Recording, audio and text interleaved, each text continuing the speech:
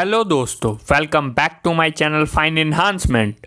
तो जैसा कि पिछले वीडियोस में मैंने आपको म्यूचुअल फंड के बारे में बताया था कि म्यूचुअल फंड क्या होता है, कितने टाइप का होता है और बेस्ट इंडेक्स म्यूचुअल फंड कौन सा है अभी इन्वेस्टमेंट करने के लिए। अगर आपको नहीं पता तो आप उस वीडियोस को भी जाके देख सकते हैं। वीडियो का लिंक नीचे डिस्क्रिप्शन में अवेलेबल है।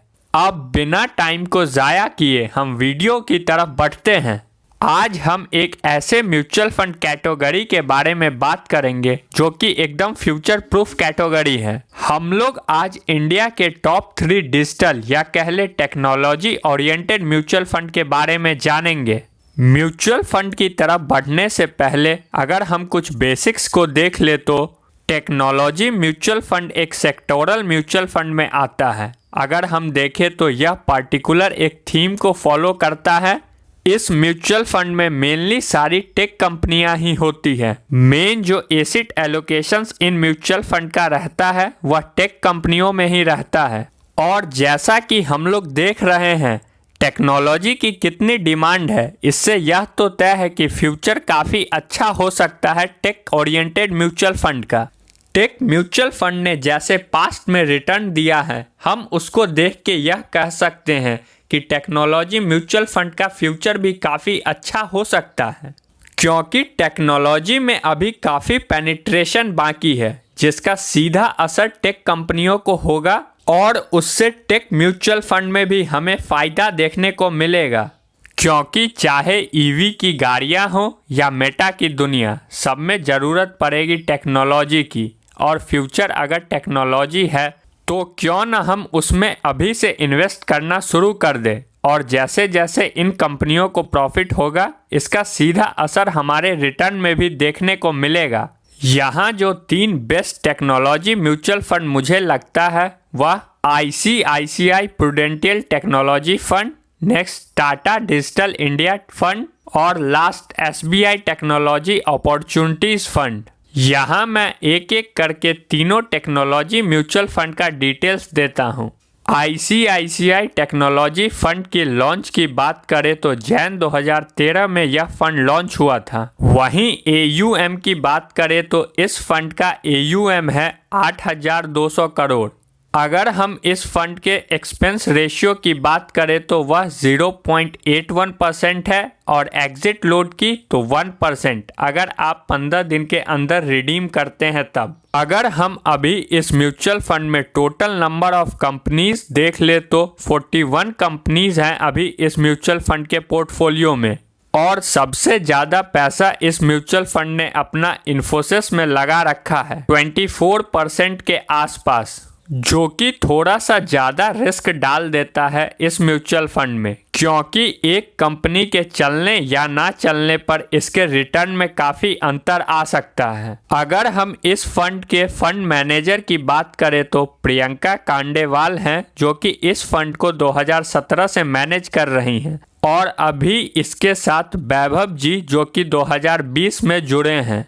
अगर हम इस म्यूचुअल फंड के रिटर्न की बात करें तो लास्ट 6 मंथ से मार्केट में काफ़ी ज़्यादा वॉलेटिलिटी है, तो इसका असर साफ देखने को मिल रहा है। इस म्यूचुअल फंड ने भी मात्र 3% के करीब का रिटर्न दिया है, लेकिन वहीं लॉन्ग टर्म 3 साल में 40% और 5 साल में 32% से ज़्यादा रिटर्न हमें देखने को मिल रहा है इस म्यूचुअल फंड से।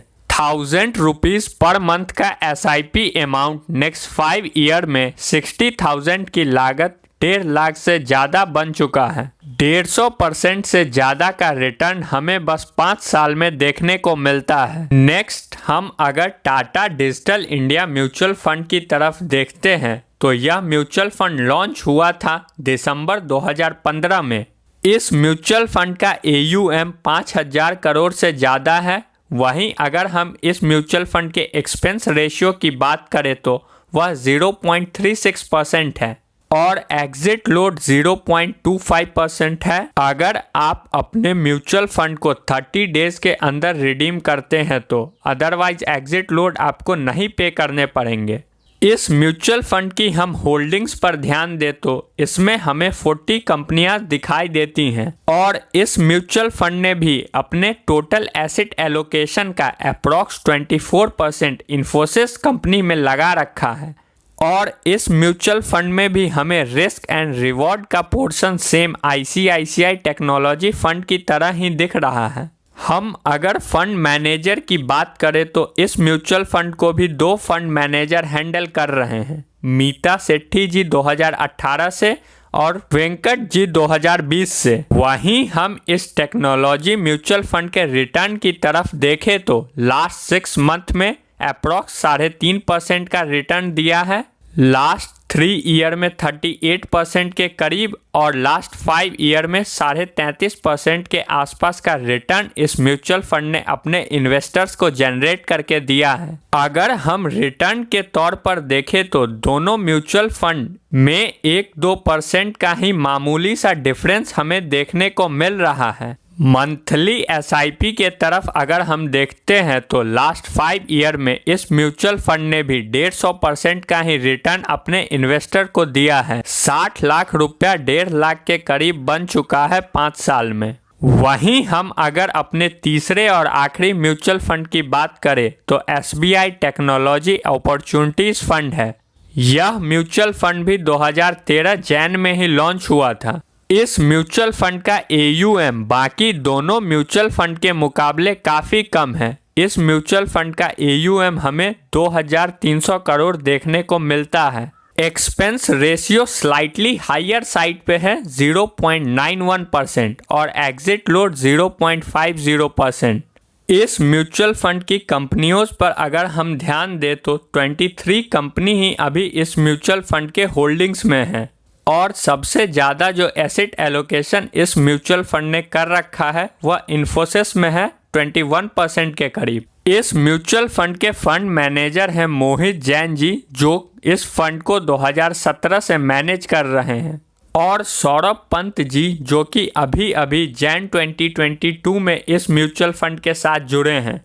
इस म्यूचुअल फंड में थोड़ा सा रिस्क ज़्यादा हम मान के चल सकते हैं क्योंकि इसमें नंबर ऑफ कंपनीज कम है और इसलिए रिस्क थोड़ा बढ़ जाता है। वहीं अगर हम इस म्यूचुअल फंड के रिटर्न के ऊपर ध्यान दें तो 1.25% का रिटर्न लास्ट 6 मंथ में इस म्यूचुअल फंड ने दिया है, लास्ट 3 ईयर में 34.50% के करीब और 5 ईयर्स में 28% से थोड़ा सा ज़्यादा इस म्यूचुअल फंड ने अपने इन्वेस्टर्स को रिटर्न दिया है। 1000 रुपीज़ की SIP 5 ईयर्स में 125% का रिटर्न 1,35,000 बन चुका है। अब हम कंक्लूजन की तरफ बढ़ते हैं तो नो डाउट कि ICICI technology fund and Tata digital fund दोनों सिमिलर अपीयरेंस रखते हैं हर मायने में, चाहे कंपनी को देख ले या फिर रिटर्न को। दोनों में से जो म्यूचुअल फंड आपको पसंद आता है आप उसकी तरफ जा सकते हैं अपने रिस्क प्रोफाइल के हिसाब से। लेकिन अक्सर जो इन्वेस्टर्स गलती कर देते हैं वह दोनों म्यूचुअल फंड को अपने पोर्टफोलियो में ऐड कर लेते हैं। वह आपको नहीं करना है क्योंकि इससे आप कोई एक्स्ट्रा रिटर्न जनरेट नहीं कर पाएंगे और इससे रिस्क का फैक्टर भी काफ़ी ज़्यादा बढ़ जाता है। इसलिए आप अपने रिस्क प्रोफाइल को मैनेज करते हुए अपने लिए एक अच्छा डिसीजन ले सकते हैं क्योंकि अपनी किसी मेहनत को बेकार मत मानना, मंजिल तुम्हें ज़रूर मिलेगी, बस तुम हार मत मानना। Please put your valuable comments. Thank you. मिलते हैं नेक्स्ट वीडियो में with some interesting ideas for your fine enhancement.